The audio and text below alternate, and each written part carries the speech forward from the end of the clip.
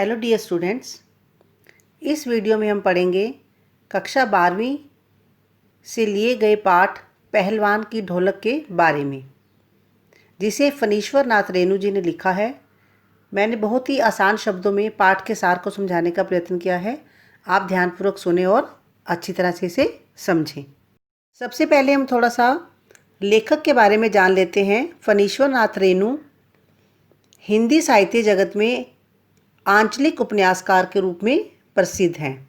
इनका जन्म 4 मार्च 1921 को बिहार के पूर्णिया जिले के ओराही हिंगना में हुआ था और सन 1942 में इन्होंने भारत छोड़ो आंदोलन में बढ़ चढ़कर भाग लिया और 11 अप्रैल 1977 को पटना में इनका देहावसान हो गया था। इनकी साहित्य साधना व राष्ट्रीय भावना को ध्यान में रखते हुए भारत सरकार ने इन्हें पद्मश्री से भी अलंकृत किया। मैला आंचल, परती परिकथा, दीर्घ तपा, कितने चौराहे, ठुमरी, अग्निखोर, नेपाली क्रांति कथा इत्यादि इनकी रचनाएं हैं। ये अपने समय में काफ़ी प्रसिद्ध रहे। 1954 ईस्वी में इनका उपन्यास मैला आंचल प्रकाशित हुआ, जिसने हिंदी उपन्यास विधा को एक नई दिशा दी। रेणु जी की भाषा भी अंचल विशेष से प्रभावित है। इन्होंने आम बोलचाल की भाषा को अपनाया है, मिश्रित शब्दावली का प्रयोग किया है। भाषा में चित्रात्मकता बहुत मिलती है और विशेषणों का इन्होंने बड़ा ही सुंदर प्रयोग किया है। आगे हम पढ़ेंगे पहलवान की ढोलक कहानी के बारे में। पहलवान की ढोलक कहानी जिस तरह से व्यवस्था बदलती जा रही है और इसके साथ साथ लोक कला और इसके कलाकार भी अप्रासंगिक होते चले जा रहे हैं, तो उसके बारे में ये कहानी है। राजा साहब की जगह नए राजकुमार का आकर जम जाना सिर्फ यह नहीं दर्शाता कि व्यक्तिगत सत्ता परिवर्तन हुआ है, बल्कि ज़मीनी पुरानी व्यवस्था के पूरी तरह पलट जाने और उस पर सभ्यता के नाम पर एकदम नई व्यवस्था के आरोपित हो जाने का भी प्रतीक है। यह भारत पर इंडिया के छा जाने की समस्या के समान है, जो लुट्टन पहलवान को लोक कलाकार के आसन से उठाकर पेट भरने के लिए हाय तौबा करने वाली भूमि पर पटक देती है। तो ऐसी स्थिति में गांव की गरीबी पहलवानी जैसे शौक को कैसे पालती। फिर भी जो पहलवान था वह अपने आप को जलाकर जिंदा रखता है, भूख व महामारी को सहता है, गांव के लोगों को महामारी से दम तोड़ने पर उनको एक हौसला देता है, मौत से लड़ने की ताकत प्रदान करता है। तो लेखक ने कहानी के अंत में भूख महामारी की शक्ल में आए मौत के षड्यंत्र जब अजय लुट्टन की भरी पूरी पहलवानी को फटे ढोल की पोल में बदल देते हैं, तो इस तरह से बहुत से सवाल हमारे सामने खड़े हो जाते हैं कि यह पोल पुरानी व्यवस्था की है या नई व्यवस्था की। तो ऐसे में हमारी भूमिका क्या हो सकती है? इस तरह के प्रश्न लेखक ने इस कहानी में हमारे सामने छोड़े हैं।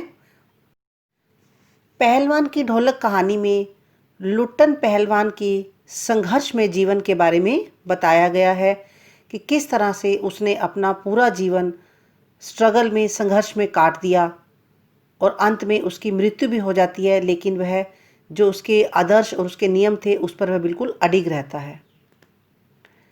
सर्दी का मौसम था, गांव में महामारी फैली हुई थी, मलेरिया व हैजे का प्रकोप चारों तरफ था।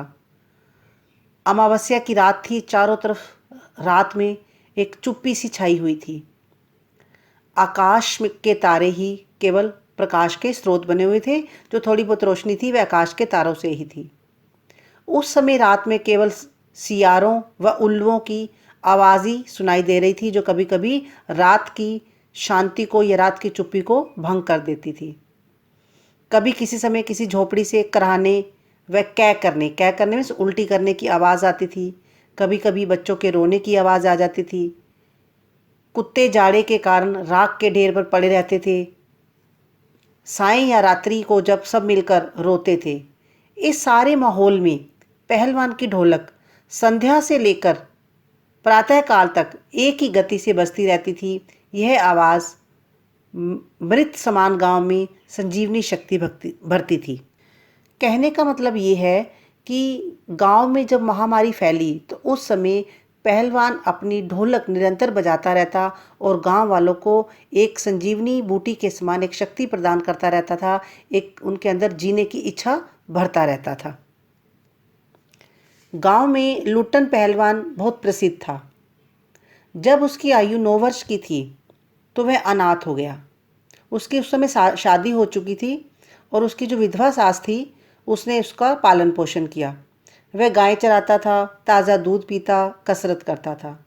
तो गांव के जो लोग थे उसकी विधवा सास को बहुत तंग किया करते थे और लुट्टन के मन में इन चीज़ों को देखकर बहुत गुस्सा आता था और वह इसका बदला लेना चाहता था।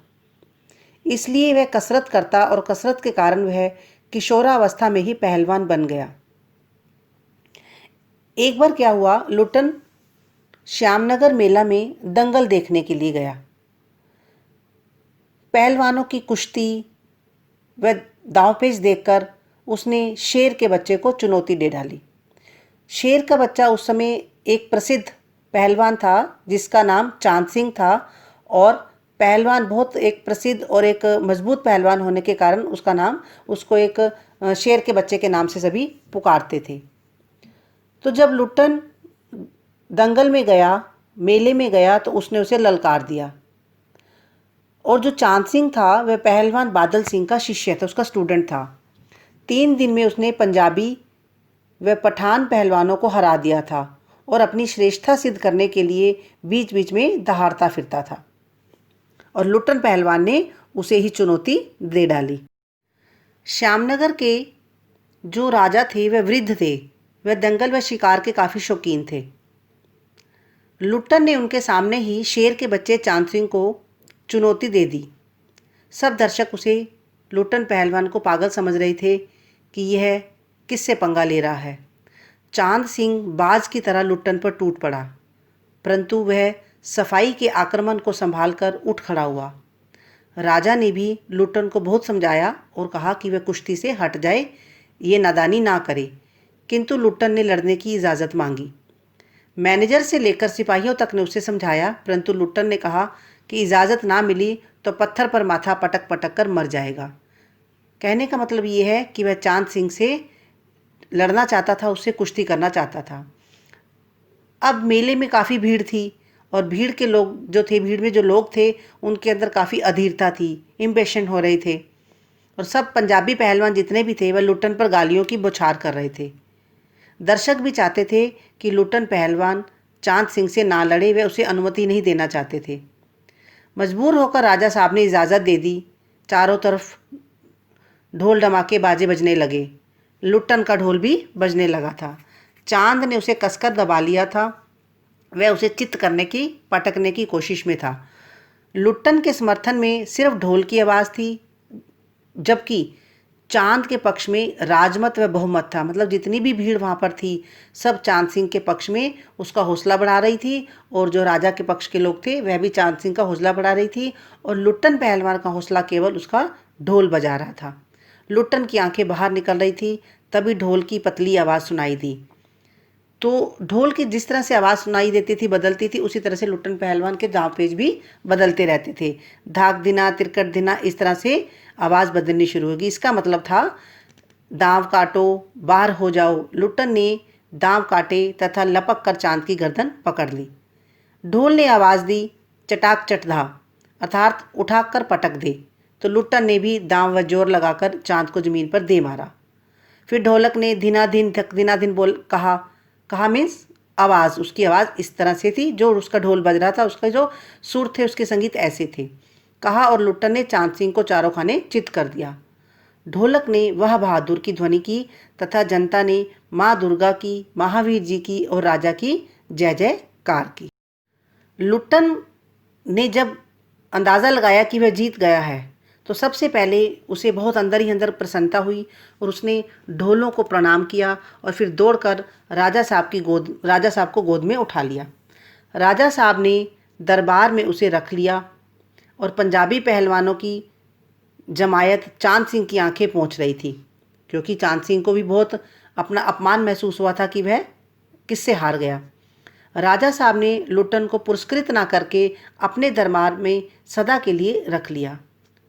राज पंडित व मैनेजर ने लुट्टन का विरोध किया कि वह क्षत्रिय नहीं है, तो हम उसे दरबार में नहीं रखना चाहिए। राजा साहब ने उनकी एक ना सुनी और कुछ ही दिनों में लुट्टन सिंह की कीर्ति, उसका यश, जो उसकी प्रसिद्धि थी, वह दूर दूर तक फैल गई। उसने सभी जितने भी नामी पहलवान थे उस समय, उन सबको हराया। उसने काला खां जैसे प्रसिद्ध पहलवान को भी हरा दिया। उसके बाद वह दरबार का दर्शनीय जीव बन गया। मीन्स वह इतना ज़्यादा प्रसिद्ध हो गया कि दरबार में जो भी आता था वह लुट्टन पहलवान से मिलना चाहता था और उसको देखना चाहता था। लुट्टन सिंह मेलों में जब भी जाता तो घुटने तक लंबा चोगा पहनकर जाता था। पगड़ी उसकी सिर पर जो बांधी होती थी बड़ी अस्त व्यस्त होती थी और ऐसे घूमता था, एक मतवाली हाथी की तरह झूमता हुआ सा चलता था। हलवाई अगर उसे कोई आग्रह करता खाने के लिए तो वह 2 से रसगुल्ले खाता और मुंह में 8-10 पान एक साथ ठूंस लेता था। वह बच्चों जैसे शौक रखता था। दंगल में उससे कोई भी लड़ने की हिम्मत नहीं रखता, ना ही उससे हिम्मत करता था। कोई करता तो राजा साहब इजाज़त नहीं देते थे। तो इस तरह करते करते 15 साल बीत गए। लुट्टन पहलवान के 2 पुत्र हुए। उसकी सास पहले ही मर चुकी थी और पत्नी ने भी 2 पहलवान पैदा करके वह भी स्वर्ग सिधार गई थी। जो लुट्टन के दोनों लड़के थे वह पहलवान थे। दोनों का भरण पोषण दरबार से ही हो रहा था क्योंकि लुट्टन दरबार में ही रह रहा था। पहलवान हर रोज़ सुबह अपने दोनों लड़कों से कसरत करवाता, दिन में उन्हें सांसारिक ज्ञान भी देता था कि संसार में रहते हुए किस तरह से व्यवहार की भाषा आनी चाहिए, किस तरह से लोगों के साथ रहना है, समाज में रहना है, ये ज्ञान भी देता था। वह बताता था कि उसका गुरु ढोल है और कोई नहीं। उसने अपने बच्चों को समझाया कि मैंने जो पहलवानी सीखी सिर्फ इस ढोल की रिदम पर ही सीखी, मेरा गुरु सिर्फ यही है और कोई नहीं है। बड़ा अच्छा समय उनका निकल रहा था तो अचानक क्या हुआ कि राजा साहब स्वर्ग सिधार गए और उनकी जगह नए राजकुमार ने विलायत विदेश से आकर राजकाज अपने हाथ में ले लिया। उसने आते ही क्या किया, सबसे पहले जो राज दरबार में पहलवान थे उनकी छुट्टी कर दी, उनको निकाल दिया। लुट्टन को भी अपने बच्चों के साथ वहाँ से आना पड़ा।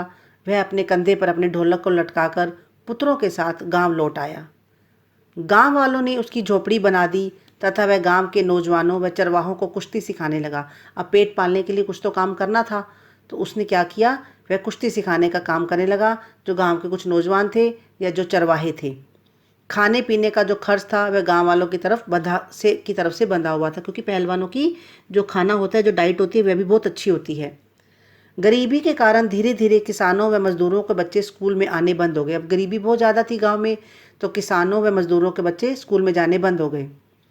अब वह अपने लड़कों को ही ढोल बजाकर कुश्ती सिखाता। लड़के दिन भर मजदूरी करके कमाकर लाते थे। अचानक एक बार क्या हुआ, गांव पर संकट आ गया, सूखा पड़ गया। सूखे के कारण अन्न की कमी हो गई और फिर धीरे धीरे पूरे गांव में मलेरिया व हैज़ा एक महामारी फैल गई। अब महामारी फैली तो क्या हुआ, घर के घर खाली हो गए। प्रतिदिन हर घर में से या गांव में से घरों में से 2-2, 3-3 लाशें उठने लगी। लोग महामारी से मरने लगे क्योंकि लोग वैसे ही गरीब थे, पैसा था नहीं उनके पास अपना इलाज कराने के लिए। तो धीरे धीरे जो मौत के आंकड़े बढ़ने लगे। लोग एक दूसरे को हौसला देते और शाम होते ही अपने अपने घरों में घुस जाते। लोग चुप रहने लगे, कोई किसी से बात नहीं करता था। और ऐसे समय में केवल जो लुट्टन पहलवान की ढोलक थी वही बजती थी। जो गांव के अर्धमृत, मतलब ऐसे लोग जो आधे मरे हुए के समान हो गए, क्योंकि खौफ भी था मन के अंदर, डर भी था मृत्यु का, और बिना इलाज के लिए पैसे नहीं थे, बीमारी फैलती चली जा रही थी, खाने के लिए खाना नहीं था।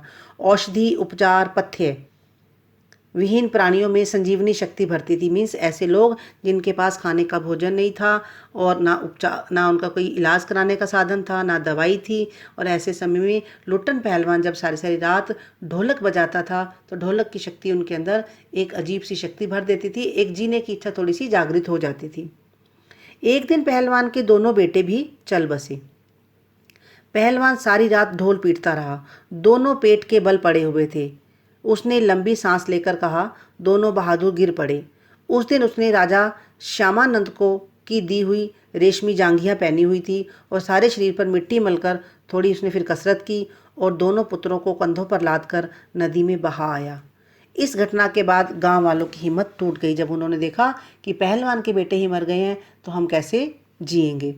रात में फिर पहलवान की ढोलक बजने लगी तो लोगों की हिम्मत बढ़ गई। 4-5 दिनों के बाद एक रात ढोलक की आवाज़ आनी अचानक बंद पड़ गई। सुबह उसके शिष्यों ने देखा कि पहलवान की लाश चित्त पड़ी हुई है। शिष्यों ने बताया कि उसके गुरु ने कहा था कि उसके शरीर को चिता पर पेट के बल लिटाया जाए क्योंकि वह कभी चित्त नहीं हुआ। चित्त नहीं हुआ मीन्स कभी हारा नहीं। तो पहलवान ने अपने स्टूडेंट जिनको वो पहलवानी सिखाता था उनको कभी ये बताया होगा कि अगर कभी मैं कभी गिरूं या कभी मरूं या कभी मेरे साथ कुछ भी दुर्घटना हो तो मैं चित्त ना पड़ूं। और पिता चिता सुलगाने के समय ढोल जरूर बजा देना। तो उसने अपनी एक अंतिम इच्छा रखी थी कि जिस समय मैं मरूं और जिस समय मेरी डेड बॉडी को जलाया जाए तो ढोल जरूर बजा देना।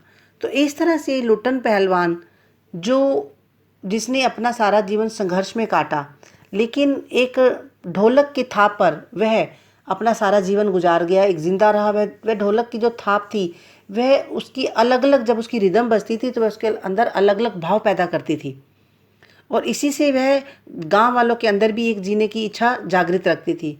तो पहलवान की जो ढोलक थी वही उसकी पहचान थी और उसी पहचान के कारण वह काफ़ी जो पहलवान था वह काफ़ी प्रसिद्ध हुआ। तो बच्चों इस तरह से ये कहानी बहुत ही इंटरेस्टिंग है, बहुत ही आसान है।